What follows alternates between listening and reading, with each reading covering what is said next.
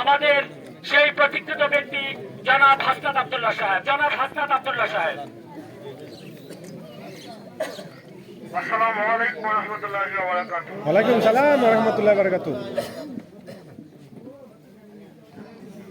অনেকদিন পরে হচ্ছে মানে একটা মিষ্টি রোদের মধ্যে এসে আমরা বসছি। এটা ঢাকায় এটা পাওয়া যায় না। একদম শীতকাল।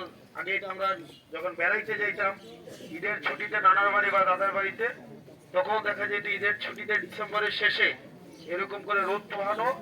আর একটা হচ্ছে আগের রাতের ভাত গরম করে তার এটা করকরা ভাত।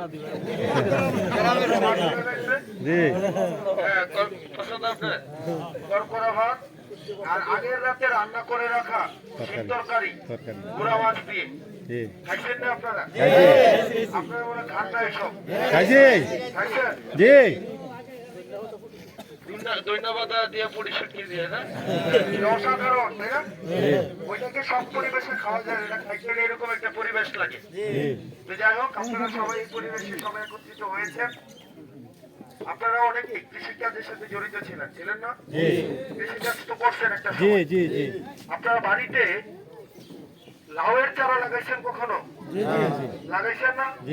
একদম টিনের পাশে ঘরের সামনে লাউয়ের চারাটা লাগাইয়া তারপরে চারাটা যখন একটু বড় হয় তখন আমরা কি করি? এটা বাউনি দেই না? এটাকে জাহা দেই, তাই না? জাহাটা যেফিল দেই গাছটা এফিলে বায় নাকি? জাহাজ যদি দেয় দক্ষিণ ফাইল গাছটা যায়, জাহাজ যদি দেয় উত্তর ফাইল, আর জাহাজ যদি না দেয় গাছটা কি বড় হয়? আর না, গাছটা ওই নিয়ে মরে যায়। গাছের জাত যতই ভালো হোক, জাহাটা যদি ঠিকঠাক ভাবে না দেওয়া যায় গাছটা কি বড় হয়? গাছটা কি আর বড় হবে? বড় হবে? এই যে জাহা দেওয়া, এটা এই যে ধরেন আমাদেরকে অনেকেই বলে প্রশংসা করলো, এটা করলো সেটা করলো, এগুলা আসলে লাভ হবে না যদি আপনারা জাহাটা ঠিকঠাক ভাবে না দেন। আমি মনে বুঝাইতে পারি না? আমি বুঝাইতে পারছি? আপনারা যতই দূর থেকে দাঁড়াইয়া জাহাটা না দিয়া যদি আমি লাউ গাছের চারাটা লেগে দোয়া করতে চাই, না বলবো? আমার এটা খোড়া দিতে হবে শক্ত করে খোড়াটা দিয়া একটা মাছা দিতে হইব। মাছাটা দেওয়ার পরে লাউ গাছটার কাম হইছে বাইরে যাওয়া। বারণের কাজটা কিন্তু আপনার না, আপনার কাজ হচ্ছে জাহা দেওয়ার একটা। ঠিক না? জাহাটা দিবেন আপনি, আর গাছটা নিজেই বারণের জন্য আপনাকে লাগবে না, লাগবে? কিন্তু জাহাটা যদি আবার না দেন গাছটা আবার নিজে বড় হইতে পারবে না। তার মানে আবার জাহাটা দেওয়ার দায়িত্ব কার? জাহাটা দিতে এটা আমার জন্য সম্ভব? জাহাটা দিব কেনা? দিব। আমার একটা কষ্ট আছে, একটা কষ্ট আছে। আপনারা তো আমার কাছে অনেক অভিযোগ দেন। আমার একটা অভিযোগ আছে, ঘরের মানুষের লোকে কি মেহমানদারি চলে? আর আমি যদি ঘরাইয়া বুঝার লাগে আমার জাহা দাও এটা তো বিচ্যুতি নাকি? আপনারাই কর দরকার ছিল। বাতিজা তোমার আমার দরকার নাই, তুমি অন্য জায়গায় থাও, তোমার জন্য জাহা রেডি হয়ে গেছে।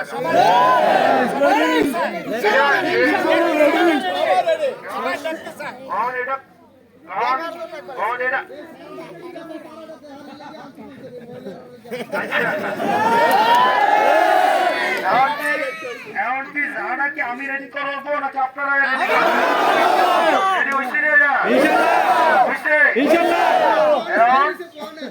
আপনারা এখন আমার ফোন দিয়ে কি করবেন? বাকি যে এফিলার আওয়াজ লাগতো না, ঘরেরটা কেমনে কি করে মেরে আমরা করাম, তুমি এফিল দাও। ঠিক কিনা? শেষ কথা। আমার কি আর কথা কওয়ার কোনো দরকার আছে? আপনারা একটাই কথা, সবার বাড়ি যাইবেন, মাছ ধরার লাগে আমটা একটা দিলে হয় না, সবগুলোর মধ্যে কি করতে আমটা করতে হয়, এটার মধ্যে মাছ খাই না লাগলে রাখবো না।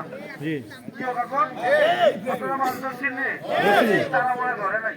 না ধরছি ধরছি তারা সকালে করকরা ভাত খায় নাই, তারা গাছে চাও দেয় নাই, তারা মাছও ধরে নাই। আমিও বলো, আমি শহরে আসছিলাম, আমি সবই করছি, আমি সবই জানি। আপনারা মাছ যখন ধরে আপনি কি জানেন যে আনতার মধ্যে মাছ কটা লাগবে? নাকি সাইডটা দিয়ে রাখেন, যা লাগে লাগবে নাকি? আমার সব জায়গায় আনতা বিষাইতে হইব, তারা মনে আনতাও ছিল না। সবার বাড়ি বাড়ি গিয়ে আনতা বিষাইতে হইব, পারবেন না? পারবেন না? সবার বাড়ি বাড়ি যাইবেন, বাড়ি বাড়ি গিয়া ঘরে ঘরে গিয়ে আনতা বিষয় যাইবেন, যে লাগাল লাগবো। আর আনতাটা যদি দিয়ে রাখেন একবার, দুইবার, চারবার, পাঁচবার, ঘরের তো বাড়িব না, আনতার মধ্যে ঢুকতেই হইব। কারণ আনতারে ঠিক জায়গায় ফাঁকতে পারতেছি কিনা এটা হচ্ছে বিষয়। ঘরের দরজা এটা আনতা ফাঁকলে এটা গিয়ে লাভ হইব কোনো? লাভ হইব কোনো? আপনার জানা লাগবো মাছ কোনো আসে, ওখানে গিয়ে কি করতে হবে? আনতাটা, ঠিক আছে? আর মাছ কই আছে এটা কি আমি জানি না, আপনারা জানেন? আপনারা জানেন না? এলাকা আফটার আর, বাড়ি আফটার আর, ঘর আফটার আর, আনতারা আবার আপনারাই কি করতে হবে? পাথর লাগবে, ঠিক আছে? আপনারা ভালো থাকবেন, সুস্থ থাকবেন, দোয়া করবেন। আমি কোন অন্য বক্তব্য কোনো কিছু আর না দেই, যা বুঝার বুঝবে। একটা কথা আছে, আকলের ইশারার বেকলের যা বুঝার বুঝছেন নে? ঠিক আছে। আসসালামু আলাইকুম ওয়া রাহমাতুল্লাহি ওয়া বারাকাতুহু।